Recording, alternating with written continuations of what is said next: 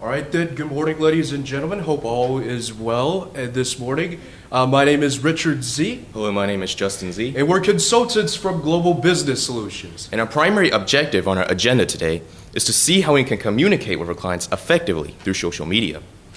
Now, we're going to begin in this realm called communications, where we have several very familiar elements revolving around it. For example, we have the emails and the newsletters. But the question we specifically wish to focus on today is whether or not we can utilize the social media to communicate. And if we can, then that becomes our purpose. That is, can we do it effectively? And we have reason to believe that there's no single better answer than Facebook itself. Facebook was intended, and is still intended today, to improve and increase communications through many aspects, such as online chatting and photo sharing. But before we can get into deeper and more specific details into our strategy, let's first explore the world of social media.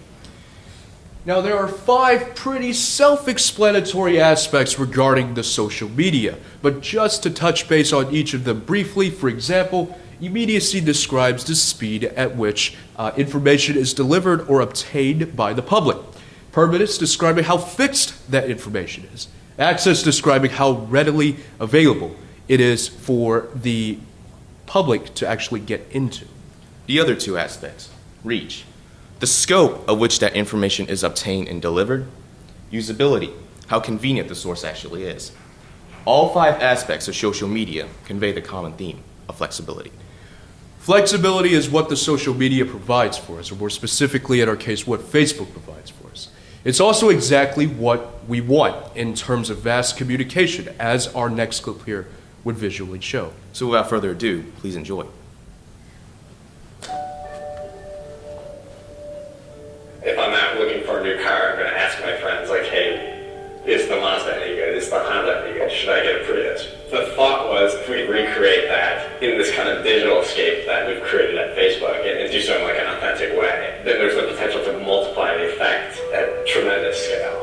And it turns out that the presence of media and advertising actually results in more openness, more sharing, more communication than if it was absent. Like, the sky's the limit in terms of what you can do with that page. You can install apps, you can post pictures, you can post videos, you can run polls. The value is that we can get our story out in a very meaningful, relevant, authentic way. 1.8 million human connections that we have.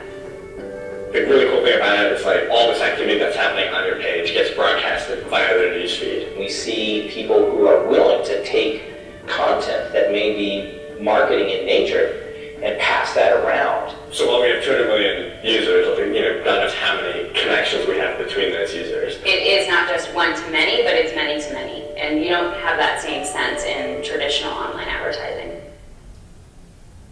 Now that everyone here has seen the video, here's just a few statistics regarding Facebook itself.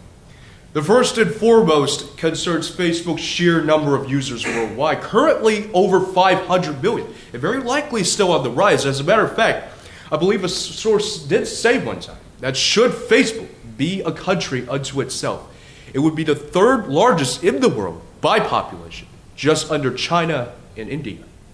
And half of all those users log in on any given day, with each having an average of 130 friends. Bear in mind also that each of these users are estimated to spend about 700 minutes monthly on their page. And the synergy of these 4 statistics simply convey the message that Facebook is not only a very viable candidate to spread information, but to spread it quickly and vastly as well. Up until now, we explained why we should use Facebook. Here, we're going to explain how we're going to apply it. And it's a bit of a 2-pronged strategy, actually. The first is what we like to call the hook. And obviously, we need a way to tell the public that we're actually on Facebook. Tell them to join us. Tell them to like us, etc. So something socially popular, for example, if our budget allows, a Super Bowl commercial, just to tell them we're on Facebook. But the point is, once we have the public hooked, we can slowly start reeling them in. And we're going to use Facebook to spread our ads, updates, and information, and maybe even start a conversation through microblogging, per se. Concisely speaking, by knowing the public's mind, we'll be able to make up ours as well. And here's just a graphical comparison between Facebook and 3 other examples of social media. As mentioned before, Facebook has an average population of 500 million users.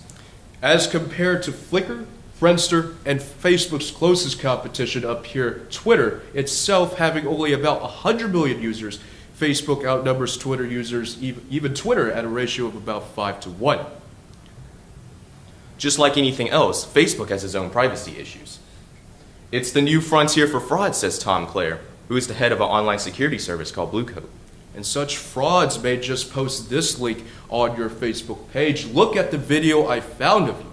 And it sounds exactly what it is designed to do. That is, tempt the user into clicking this link, exposing a rather deadly virus that grants access to these cunning crooks into very private and personal information. But the nugget of the idea here is, because Facebook is all about openness, it promotes these sub-connections and main connections.